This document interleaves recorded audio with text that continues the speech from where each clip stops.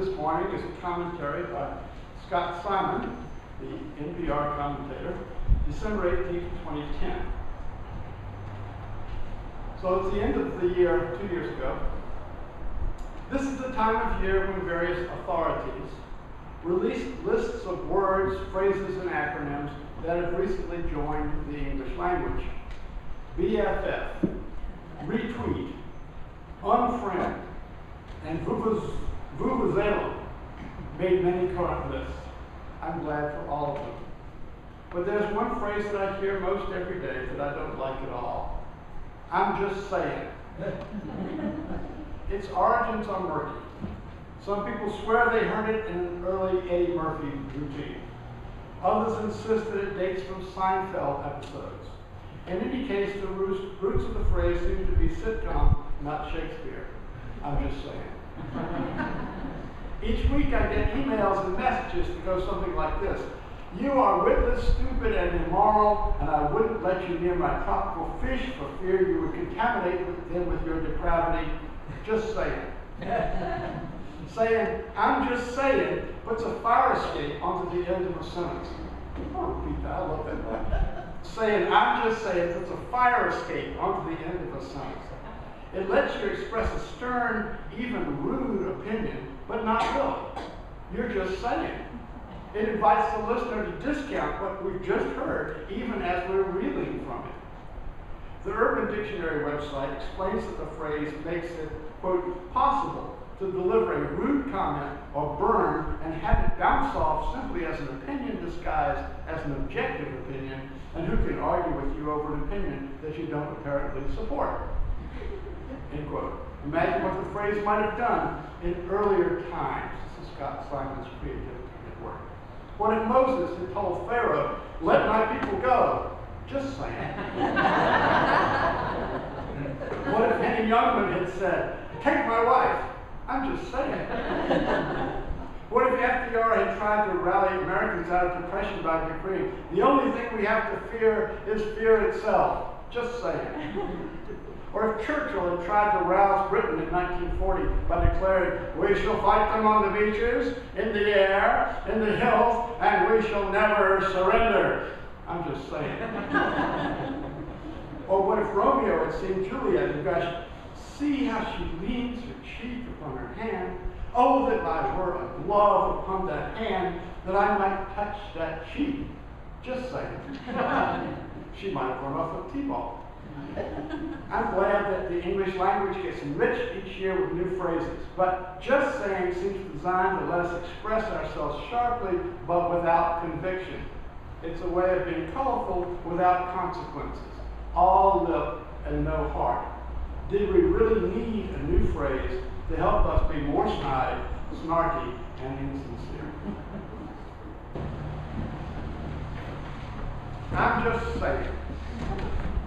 Warning, what you're about to hear may be a rant. Hopefully an enlightening and maybe an inspirational rant, but it takes off from this catchphrase which is growing like kudzu all over the cultural landscape. I'm just saying. It is the ultimate weasel phrase, where it allows the speaker to lob a verbal Molotov cocktail into the discussion and then walk away as it explodes, saying, in effect, I didn't really mean it anyway, I'm just saying. I have this quaint notion that language should be about truth. In our fourth year principle, we covenant to affirm and promote a free and responsible search for truth and meaning. In other words, we assert up front that something about truth is a major religious value for us. Let's examine that phrase a bit more closely. It's not truth itself that is our major religious value. Harvard has veritas, truth as its motto, and Yale has lux et veritas, light and truth. But what we hold up is not truth itself, but the search for it. This is a big distinction. There's an affirmation written by the great Universalist minister Griswold Williams, which a lot of our churches say, which starts with the sentences, love is the doctrine of this church, and the quest for truth is its sacrament. Think about that for a moment. The quest of truth is its sacrament. A sacrament, I was taught in my Episcopal Catechism, is an outward and visible sign of an inward and spiritual grace. So what this affirmation is saying is that our way in, our way to the heart of the matter, what for the ancient Hebrews was the sacrifice of a bull or goat on the altar, what for Christians is the Eucharist or baptism, for us is the quest of truth. Not truth itself, the quest of truth. But our fourth principle puts two qualifiers on the search for truth. It must be free and responsible. Let's examine those two qualities. In liberal thought, freedom is indispensable in the search for truth.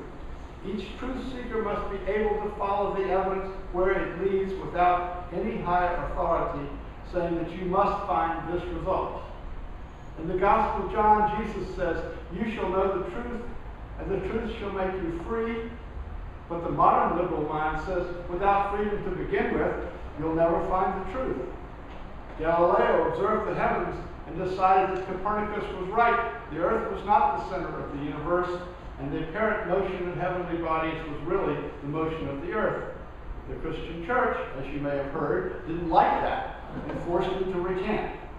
Over the course of sorry centuries, those who disagreed with the church's truth on matters medical, scientific, theological, or political were declared heretics and excommunicated at best or burned at the stake at worst.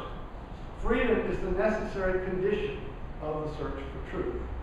But the other condition is the search be responsible. That is, those who write or speak or preach stand behind their words. You don't say one thing to one audience and another thing to another. You don't say the world is flat to please the church, and then say the world is round to please your scientific colleagues. And it is this quality of responsibility which is most offended by the phrase, "I'm just saying." When someone tacks this phrase onto the end of what they've just said, they walk away from responsibility. They're not standing behind their words. The phrase is, as Scott Simon says, a fire escape at the end of the sentence. To a lawyer, the word responsibility means the ability to respond in damages, the ability to pay or make good any harm which has been caused by one's words or conduct. There's nothing more false than the old adage, "Sticks and stones may break my bones, but words will never hurt me." People can be seriously, irreparably damaged by words alone, which is why there is a law of defamation with its two branches, libel for defamation in writing, slander for defamation orally. It is and should be hard to win a case of defamation, but where serious injury has been done by publishing a false statement about a person, serious money is often awarded. You may know about the defamation cases at the beginning of Chatham's history. In 2 weeks, I'm going to be portraying Reverend Hugh Adams, who's the first regular ordained minister in this town, in this area of the world, and he was called to serve the church so that the town could be incorporated. He drew up the incorporation petition. It was granted to him in 1612, which is what we celebrate, 1712, which is what we're celebrating the 300th anniversary of.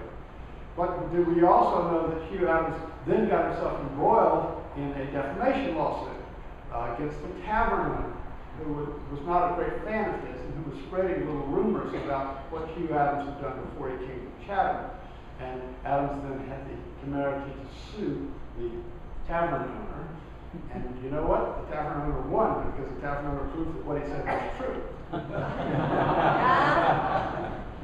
Reverend Adams left the town shortly thereafter. It is necessary for what we say to us to stand behind it and be responsible. The law requires that. Now, before we leave the text of the fourth principle, we ought to focus briefly on the word that is paired with truth in that principle, meaning. This, I think, was a fudge word by the drafters of the principle. For meaning is a much more fuzzy term than truth. Meaning is any external reference. The meaning of an octagonal red sign is that a car needs to stop before crossing the intersection. We seek out meaning, and when we can't find it ready-made, we make our own. It's a fundamental property of our minds. But it doesn't have the same psychological or philosophical weight as the word truth. A word which assumes that there is an objective, real world, and that statements can be made about it which are true or false. Are these assumptions valid? Is there a thing called truth? In John's version of Jesus' trial before Pilate, Jesus says, "For this I was born, and for this I came into the world, to testify to the truth. Everyone who belongs to the truth listens to my voice." To which Pilate replies, and this is very interesting, "What is truth?" What is truth? The author of John's Gospel was a Neoplatonist, and this is a very Platonic question. For Plato, ultimate truths were in the realm of ideas, not in the world of the concrete and the particular. Thus, when Plato's ideas got reconfigured by John, you had Jesus as the Logos, the ultimate reason, proclaiming, "I am the way, the truth, and the light. No one comes to the Father but through me." This is the basis for the Christian claim that Jesus is the sole path to salvation. It is still central to Orthodox Christianity. I heard it quoted at an Episcopal funeral only yesterday. But Plato's whole worldview is presently under attack. Last week I mentioned the phrase that the Canadian futurist Ben Nelson had used in talking about climate change and overpopulation, the postmodern shrug. I talked about it in conjunction with Generation X, but it is really an attitude that can be adopted by any of us living through the present time, confronted with these almost unspeakable realities. I did not know much about postmodernism myself until I went back to school in the mid-1990s. But it is a movement which has been active since the mid-1970s. Postmodern writers like Derrida and Foucault are often turgid and dense. The joke goes, what do you get when you cross the Godfather with a postmodern intellectual? You get someone who makes you an offer you can't understand. But the Cliff Notes version of postmodernism is that it is the collapse of the grand narratives, those systems of meanings which we have used to explain the world to ourselves. Christianity was dethroned by science, and Newtonian physics itself was dethroned by the theory of relativity and quantum mechanics. The old order of hereditary aristocracy was upended by democracy, and capitalism was upended by labor. The idea of human progress founded on the reality of genocide and global warfare. And Plato's idea that there was a realm of truth, a domain of ideas which were objective and above all particularities, came under especially withering fire in the postmodern era. Every speaker or writer in a postmodern world, no matter how objective he or she pretends to be, is really speaking from his or her social location, is creating text which we work in the world of reinforcing that social location by advancing it or repelling the attacks of others. A postmodern analyst could look through this sermon, for example, and find dozens of ways in which I was upholding white privilege or male privilege or class privilege or otherwise solidifying my own social position in the words that I speak. You see, the truth of what I say in a postmodern analysis doesn't matter. The question is, what is the function of the text or speech? What work does it do? That is why the postmodern shrug is such an apt image. We're all tempted to say, when it comes to something like climate change or war and peace, the truth is too complicated or too scary. Let's talk about what Jennifer Lopez had for breakfast this morning. I mean, I'm just saying. Even before postmodernism arose, recent ages have given many shocks to those who believe in absolute, objective truth. I mentioned a few of them a moment ago. Darwin showed us that species were not immutable, but changed over time, and life forms evolved from each other. Einstein showed us that both space and time were elastic quantities that depended on the position of the observer. Werner Heisenberg showed from very tiny basic particles you could know the position of the velocity of the particle, but not both, and that the very act of observing would change it. Light was both a wave and a particle. In the realm of human affairs, the idea of progress so dear to 19th century thinkers, including universalists, seemed to founder on the grim realities of the First World War, the rise of fascism and communism, the Holocaust, the dismantling of the European empires. In sum, the Platonic idea that there are eternal, universal, objective, and absolute truths has taken quite a beating in the last century. Truth is increasingly seen as relative and personal. What is true for me is not necessarily true for you, What is true today may not be true tomorrow. Each of us finds truth in our own way, moment by moment. But this is hard to accept.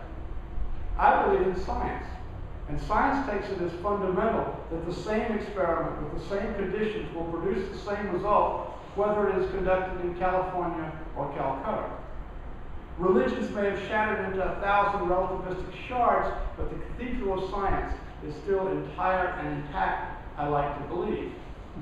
But even if this is not true, even if all absolute truth has now been obliterated, there are still absolute lies. It is possible and meaningful to say that no, Barack Obama was born in the United States. No, Jews have never used the blood of Christian babies in arcane rituals, and they do not control an international banking conspiracy. No, cutting taxes on the wealthy does not stimulate the economy enough to make up for the lost revenues. And no, there is no innate mechanism in a woman's body which prevents her from getting pregnant after an active race.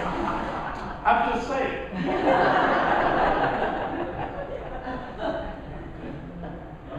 Lies are attractive, even irresistible for some people. They are convenient and often profitable in the short run. Some of the fossil fuel money in this country has tried to diversify by hedging its bets, investing in renewable energy, but some of it has funded a disgraceful campaign to discredit climate change and to support politicians who will question climate change. After Congressman Aiken made his inflammatory remarks about legitimate rape last week, the leading voices in his party urged him to step out of the race, for the lie was so palpable and obvious. But those same voices are supporting a plank, calling for no abortions, with no exceptions for rape or incest, or even to save the life of a mother. So the problem with Aiken's statement, that you can't get pregnant from rape, was not that it was a lie, but that it was a counterproductive lie. It shone the spotlight on other problems. In order to work in sales or politics, a lie has to reinforce something in the hearer's emotional self. It has to accord with something the hearer already wants to believe, and then it can be accepted as true. When it points to other things that the hearer can't accept, it doesn't do its job. I'm just saying. There was an interesting case decided by the U.S. Supreme Court this past June, which held in effect that lies are protected under the Freedom of Speech Clause of the First Amendment. Back in 2006, Congress had enacted a law making it a crime to falsely claim a military honor. Some local politician in California ran afoul of this when he claimed to have received the Congressional Medal of Honor, and he hadn't. When it reached the Supreme Court, the case produced some interesting splits. Alito, Scalia, and Thomas would have upheld the statute, but Roberts and Kennedy joined the liberal wing in ruling it unconstitutional. In effect, they said the government's interest in upholding the value of its medals had to yield to society's interest in a vigorous debate, and the ridicule to which the politician was exposed when it came to light that he had lied was enough vindication for the value of truth. We didn't need to punish him on top of that. There is a value to truth, and the whole point of protecting false speech is that government generally should not be in the business of deciding which speaker is correct. In liberal theory, as we read today on the Cherish Your Doubts reading, truth arises from a clash of ideas, from the vigorous debate that the First Amendment is supposed to promote and protect. That theory, of course, is pretty far removed from the reality of discourse in present-day America, where everything you read or hear of in the news is fed to you through 6 corporations, where the media have a cozy relationship with government power, and politicians have no incentive to talk about the real issues facing us. I'm just saying. Politicians keep saying what they think they need to say to win the next election, and companies keep saying what they think will get you to buy their products, and nobody wants to be saying what our real situation is. Well, now this has been a proper rant, but you didn't come to church to hear my political despair, so in the short time remaining, I'd like to touch on religion and truth. For many people of the world, ultimate truth is found in religious scripture. For fundamentalist Christians, the Bible is the inerrant Word of God. For devout Muslims, the Quran was dictated by God directly to Muhammad, an illiterate camel driver. Ultra-Orthodox Jews consider the Torah to have been written by Moses under divine inspiration. As a liberal, I read the Bible as a human text, produced in its time and bound by the understandings of people of that time. In academic jargon, I'm willing to bracket the truth claims of the Bible to seek a deeper truth in the stories. To find value in these stories, it is not necessary to believe that the Red Sea literally parted, or that the sun stood still for Joshua, or that a hand suddenly appeared and wrote on King Belshazzar's wall. You can do like Thomas Jefferson and simply cut out all the miraculous passages, or you can take these as evidence of the awe that the ancient writers felt. The truth that is the object of my religious quest is not in the words of the scriptures, but in the truth of the person, in the life lived with integrity. Truth is something to be read and spoken, but also, and more importantly, something to be lived. However debased our public discourse, and it is certainly debased, we still, each of us, has the choice to speak, write, and live that which is true to the deepest parts of who we are. I'm just saying. Amen.